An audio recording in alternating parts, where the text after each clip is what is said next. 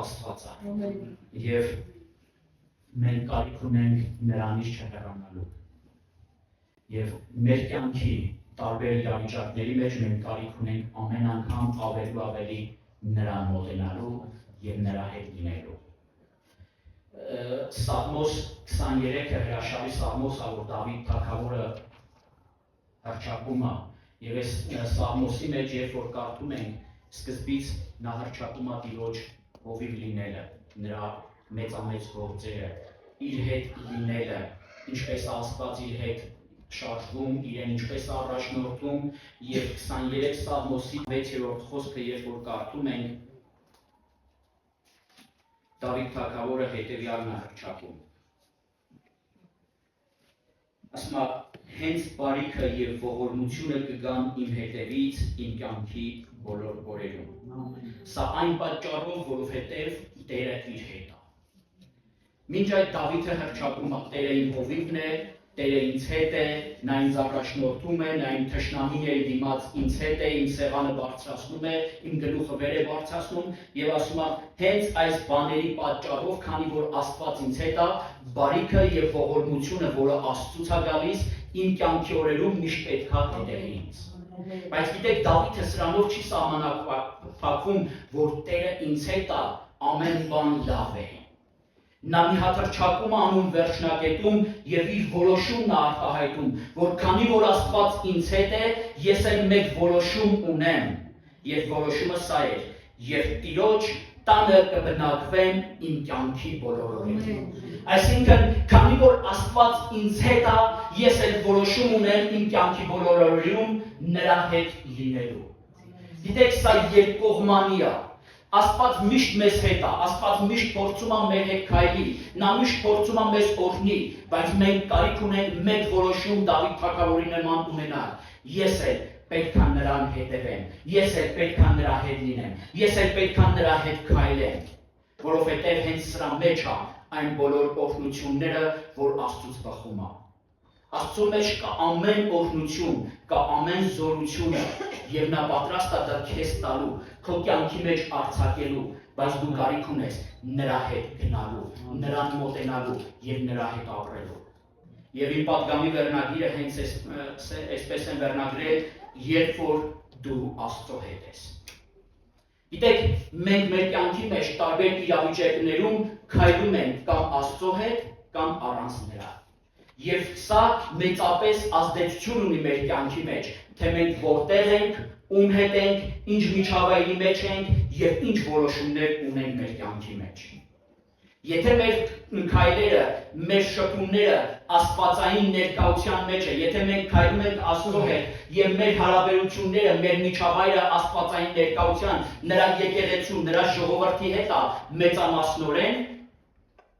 եւ մեր որոշումներն նրա տան մեջ լինելու, մենք կլինենք օրհնված։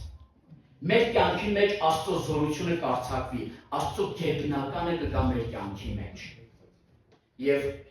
Ծննդոց գրքի մեջ կարդում ենք 5-րդ գլուխ 24 խոսքի մեջ մի անձնավորության մասին ասում է, եւ Ենովքը իր կյանքի օրերում Աստծո հետ քայլեց։ Նա որոշում ուներ չնայելու իր շրջապատում եղող որևիցե մեկին, ոչ իր ծնողներին, ոչ իր բարեկամներին, ոչ իր հարազատներին, ոչ ընկերներին, նա որոշում ուներ իր կյանքի յուրաքանչյուր օրվա մեջ Տիրոջ հետ քայլել, նրա հետ լինել։ Եվ խոսքն ասում է, քանի որ նա Տիրոջ հետ քայլեց իր կյանքի օրերում, Աստված նրան վերցրեց։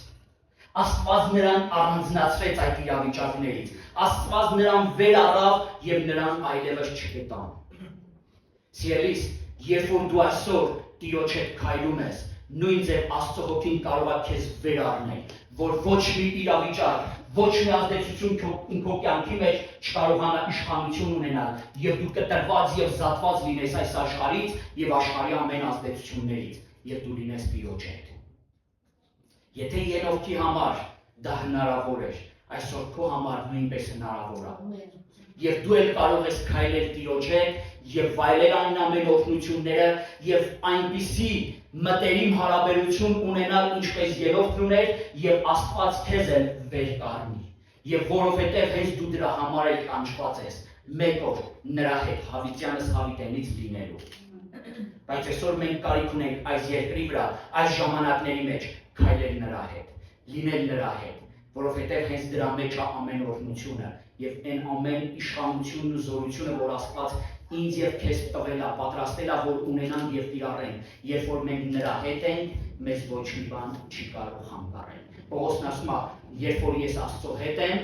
ինձ ոչ մի բան չի կարող խանգարել։ Երբ որ ես Աստծո սիրո մեջ եմ, որևիցե բան ինձ չի կարող բաժանել Տիրոջից։ Դրա համար մենք կարիք ունենք քայլել եւ հետևել Քրիստոսին եւ նրա հետ ապրել։ Եվ մի քանի կետեր ես առանձնացրել եմ, հուսամ հասցնեմ այս ժամանակի մեջ, քանի որ այսօր հաղորդություն նույնպես ունենք եւ պետք է տեղավորվենք ժամանակի մեջ, մի քանի կետեր ես առանձնացրել եմ, դրանք շատ են, երբ որ Աստծո խոսքի մեջ մենք նայենք։ Բայց այս մի քանի կետերն առանձնացրել եմ, երբ որ մենք Տիրոջ հետ քայլում ենք, երբ որ մենք Տիրոջ հետ ենք, ինչ է կատարվում մեր կյանքերի մեջ։ Եվ առաջին բանը, որ երբևիցե Աստծո խոսքն ասում է, երբ որ մենք Տիրոջ հետ մոտեցանք, երբ որ մենք մոտեցանք Տիրոջը, երբ որ նա եկավ դեպի մեզ եւ մենք արձագանքեցինք, առաջին բանը, որ կատարվեց մեր կյանքի մեջ, դա փրկությունն է։ Եվ երբ որ ես Աստծո հետ եմ, ես փրկված եմ։ Եվ Եփեսացիների թղթի մեջ Պողոս առաքյալը 2-րդ գլուխ 5-րդ խոսքում Եփեսացիս թուղթ հետևյալ խոսքերն ասում։ 2-րդ գլուխ 5-րդ խոսքը։ Ասում է, երբ որ մեռած էինք հանցանքներում կամ մեղքերի պատճառով, մեզ կենդանի արավ Քրիստոսի հետ։ Եվ վերջի խոսքը ասում է, շնորհքով եք փրկված։ Պողոս առաքյալը Եփեսոսի եկեղեցուն հռչակում է, կար մի ժամանակ, որի մեջ դուք մեռած էիք։ Եվ կար մի ժամանակ, որի մեջ մենք յուրաքանչյուրս մեռած էինք, որովհետև մեղքի ազդեցությունը կար մեր կյանքի մեջ։ Բայց գիտեք, երբ որ մենք մեռած ենք, երբ որ մենք մեղքերի մեջ էինք, մենք ոչինչ չէինք կարող անել դեպի Աստված մոտենալու, որովհետև Աստծո խոսքն ասում է, մեր մեղքերն են, որոնք պատճառ են հանդիսանում բաժանման իմ եւ Աստծո միջեւ։ Երբ որ մեղքը կա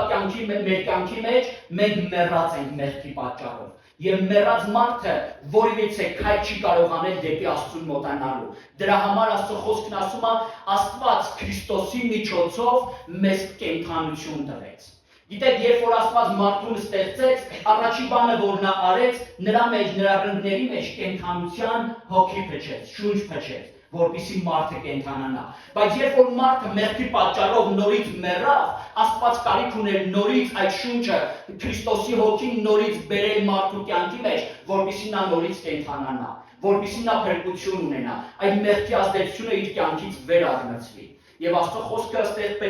Պողոս առաքյալի միջոցով ասում է, Քրիստոսի միջոցով նա մեզ կենդանություն նորից տվեց։ Եվ շարունակությունն ասում է, այդ կենդանությունը այս անգամ մեզ փրկության համար էր։ Դա Քրիստոսով եկավ եւ մեզ փրկություն տվեց։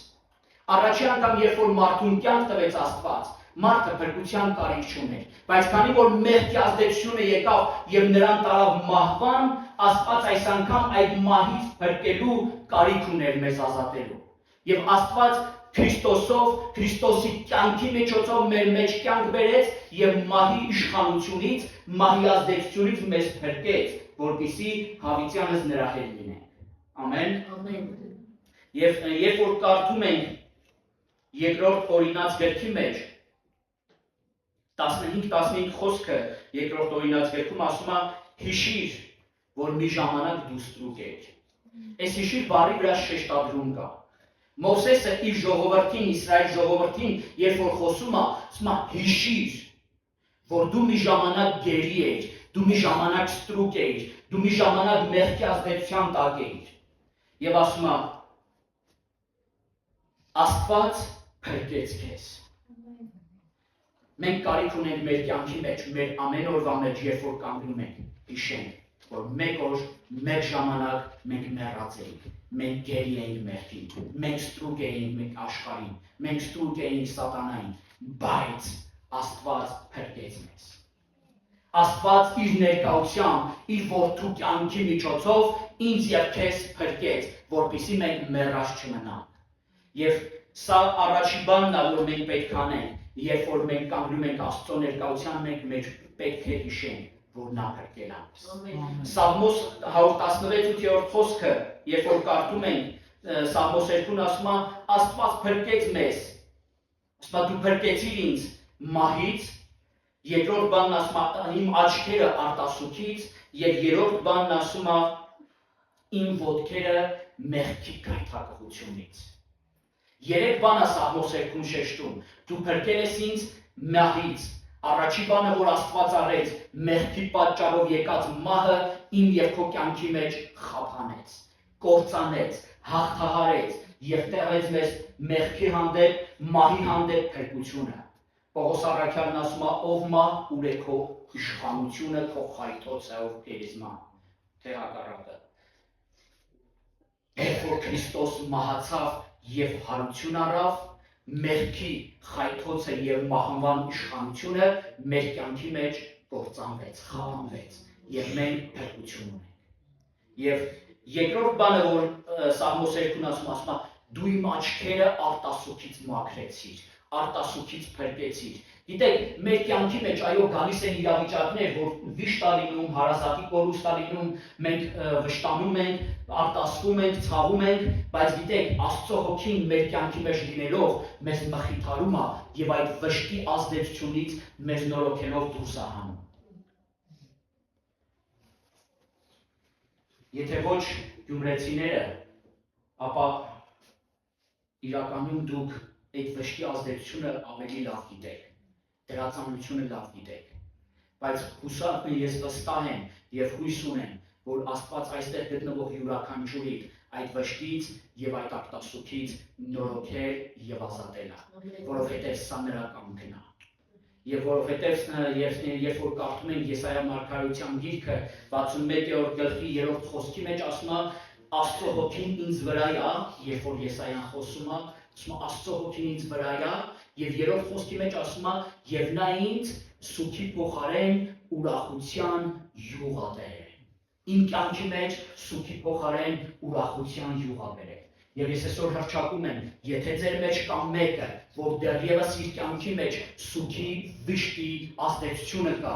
եւ քո կյանքի մեջ դեռևս դառնության արտասուքներ է թափվում, թող այսօր Աստծո հոգին եւ նրա ներկայությունը հպվի քեզ եւ բժշկի եւ քո կյանքի մեջ այդ սուքի փոխարեն գա ուրախության յուղը։ Այն ուրախությունը, որը բխում է Տիրոջից, նրա հոգու ներկայությունից։ Եվ երրորդ բանը, որ Սաղմոս 2-ն ասում է իմ ոտքերը գայթակղությունից, դեպի մեղքը նորից գնալու գայթակղությունից փրկել է, ազատել է։ Սաղմոսի մեջ 119 Սաղմոսում Սաղմոս 2-ն ասում է քո խոսքը իմ ճանապարհներին լույս է տալիս։ Երբ որ Աստծո խոսքը գալիս է մեր կյանքերի մեջ, երբ որ մենք այդ խոսքի հետ ենք, երբ որ մենք այդ խոսքի մեջ ենք, մեր կյանքերի մեջ Աստծո լույսն է ծագում եւ մենք տեսնում ենք մեր ոտքերը որտեղ են դնում։ Արդյոք մեր ոտքերը քայլում են Աստծո ճանապարհների մեջ, թե նորից շեղվել են դեպի մեղքի ճանապարհները եւ մեղքի ազդեցությունը։ Դրա համար սիրելիներս, մենք ամեն ժամանակ կարիք ունենք Աստծո խոսքը մեր կյանքերի մեջ բերելու, որպեսզի այն լուսավորի մեր ընթացքը, մեր ճանապարհը եւ մեր գնալու շարժիչները։ Եվ մեկ այլ բան, որ խոսում է Սաղմոս 2:31 Սաղմոս 5-րդ խոսքի մեջ, ասում է քո ձեռքն եմ հանձնում, որովհետեւ դու փրկեցիր ինձ։ Քո ձեռքն եմ հանձնում, ասում է իմ հոգին եւ Սաղմոս 2-ի հռչակումը սա է, որովհետեւ դու փրկեցիր ինձ։ Սիրելիս, գիտես, մենք ոչ միայն կարիք ունենք հիշելու, որ Աստված փրկել է մեզ,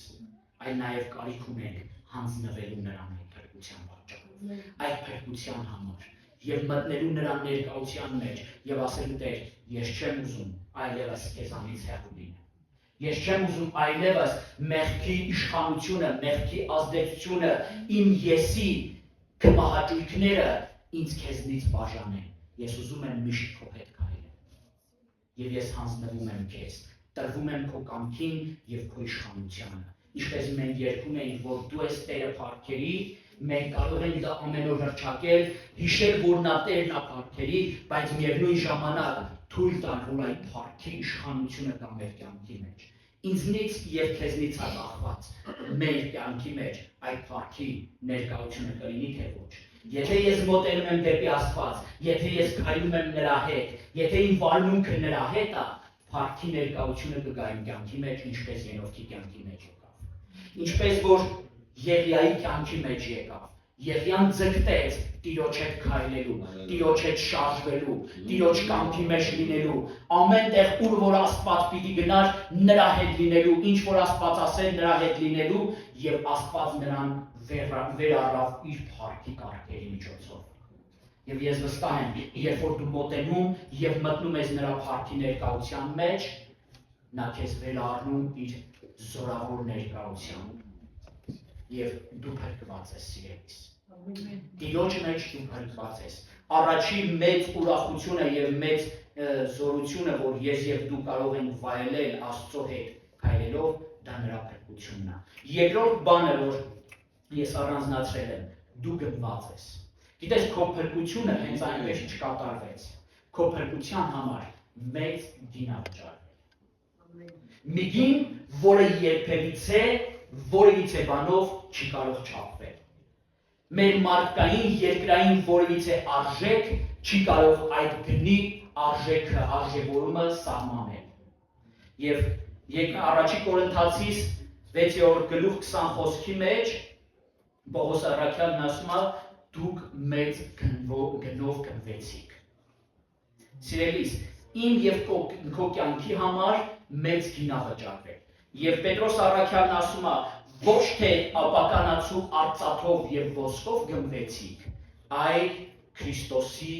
պատվական արյունով։ Գիտեք, Աստծո համար որևիցե արժեք գոյություն չուներ, եթե ոչ միայն իր որդու արյունը։ Եվ հենց իմ եւ քո փրկության համար, որպեսզի մենք լինենք Աստծունը, որպեսզի մենք նորից կարողանանք մոտենալ Աստծուն, Աստված հենց այդ գինը վճարեց։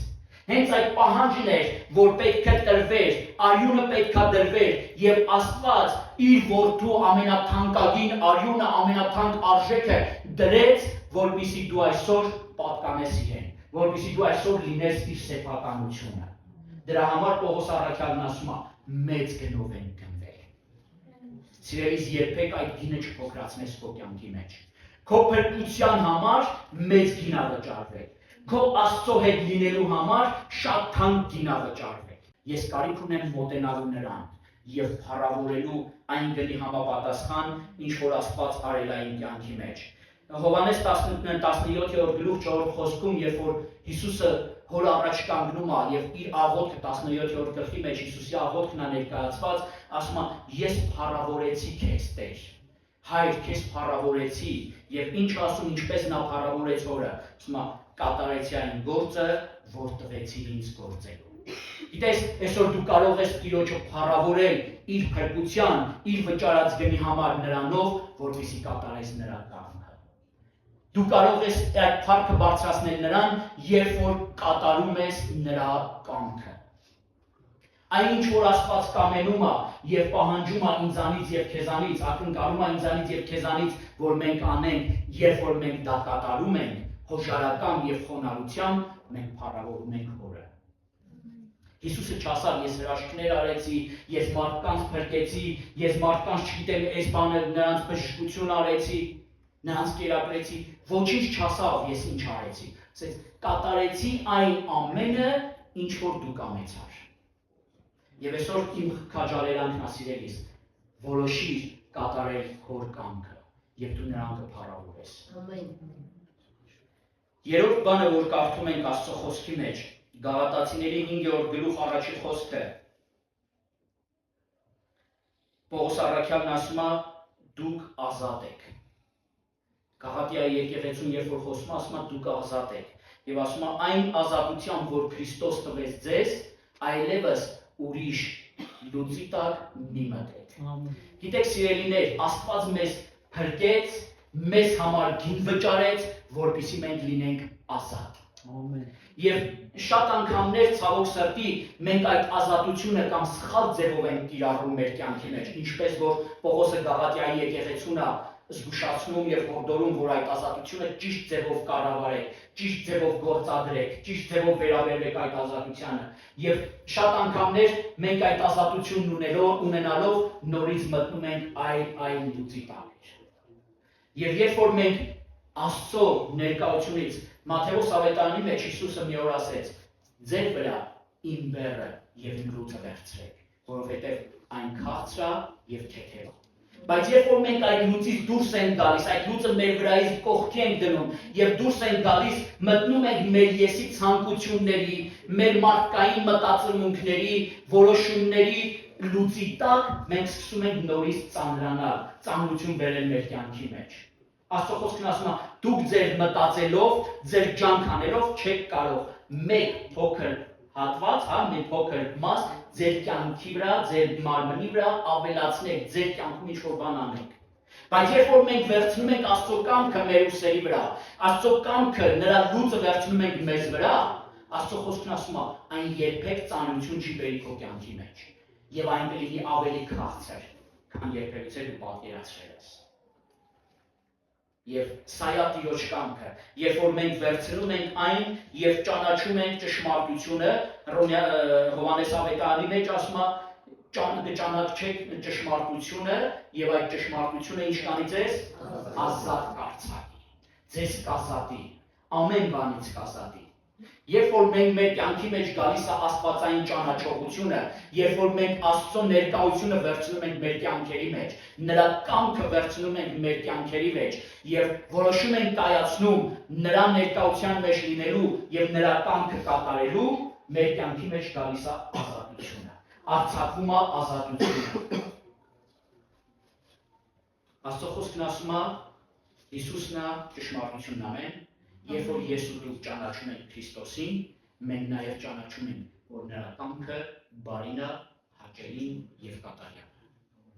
Եվ երբ որ այդ կամքը վերցնում ենք կատարելու, մեր կյանքի մեջ արձակվում է աստվածային ազատությունը։ Եվ երկրորդ Կորինթացիս 3:17 խոսքը ասում է, որտեղ Տիրոջ հոգին է, այնտեղ ազատություն կա։ Սիրելիս, երբ որ դու գալիս ես Աստծո ներկայության մեջ եւ հրավիրում ես, թույլ ես տալի Աստծո հոգին գա քո կյանքի մեջ եւ շարժվի քո կյանքի մեջ, այդ ժամանակ ազատությունն արձակվում է քո կյանքի մեջ։ Հոգուց բխող ազատությունը, ոչ թե մարդկային ազատությունը, մարդկային մտքի ազատությունը, այլ հոգու ազատությունը, որ ամեն բանից վերականգնում ես, որ մեզ այս մարդկային, երկրային իրականությունից վերահանում։ Գիտեք, ես առաջի բանը, որ ասեցի, Ենովքին բերեցի օրինակ, ամեն։ Ենովքը իրան թույլ էր տվել մտնել այդ հոգու ներկայության մեջ, մտնել հոգու իշխանության մեջ, եւ նա իրան ազատ էր զգում ամեն բանից։ Ինչ է կարծում ինքը ոգի չուներ, Ենովքը մարդ չէր, կարիքներ չուներ, բայց նա իրան ազատ էր արձակել հոգու մեջ եւ հոգու ազատությունն եկել էր իրականքի մեջ։ Դրա համար էլ Աստված նրան վերարավ։ Նրա համար էր, որ ինքը քայլում էր իր համար, այլևս հոգսերը, դժվարությունները, կարիքները, խնդիրները էական չէին։ Իր համար էականը Աստծո հետ լինելն էր։ Դրա համար էլ Աստծո հոգին այն ազատությունը բերեց իր կյանքի մեջ, որ ամեն բանից վերարավ։ Հենց այս իրավիճակի մեջ է, հենց այս կարգավիճակի մեջ է, այս որոշման մեջ է, որ երբ որ մենք այստեղ մեր անձերը ճնշենք, խոնարհեցնենք եւ համոզենք մեր անձերին, մեր եսին, որ դու գլուխ չպիտի բարձրացնես իմ կյանքի մեջ, ես պետք է հնազանդվեմ Աստծո կամքին, հենց այդ ժամանակը, որ մենք այս իրականությունից պետք է վերառնենք եւ մտնենք աստվածային իրականության մեջ։ Եվ մենք կշարժվենք նրա ազատության մեջ եւ հոգին էլ իր ազատությամբ կգործի մեր կյանքի մեջ։ Չորրորդ բանը, որ Աստծո խոսքից առանձնացրել եմ, դու ազատ ես եւ դու սիրված ես։ Գիտեք, մարդկության ամենամեծ կարիքներից մեկը սիրված լինելն է։ Երբ որ դու քո կյանքի մեջ տեսնում ես, որ ինչ որ մեկից սիրված չես, ինչ որ մեկից մերժված ես, դու քեզ վատ ես զգում։ Դու քեզ անպետք ես զգում։ Բայց երբ որ զգում ես մեկի կողմից ինչ որ ձև սիրո արձագանք, սիրո ազդեցություն, երկիրը քոնն է։ Երկինքն է քո համար, ասենց ասած, Եվ ուզում եմ քեզ միանալու ասեմ, դու սիրված ես։ Ամեն։ Եվ սա ոչ թե իմ խոսքն է, սա ամենակարող Աստծո, ամենակարող Հոր արձագանքն է, նրա խոսքն է, նրա հռչակումն է, նրա պատասխանն է այսօր քո ամեն բանի, դու սիրված ես սիրելիս։ Հռոմեացիների 5-րդ գլուխ 8-րդ խոսքում Պողոս առաքյալն ասում է. Աստված իր սերը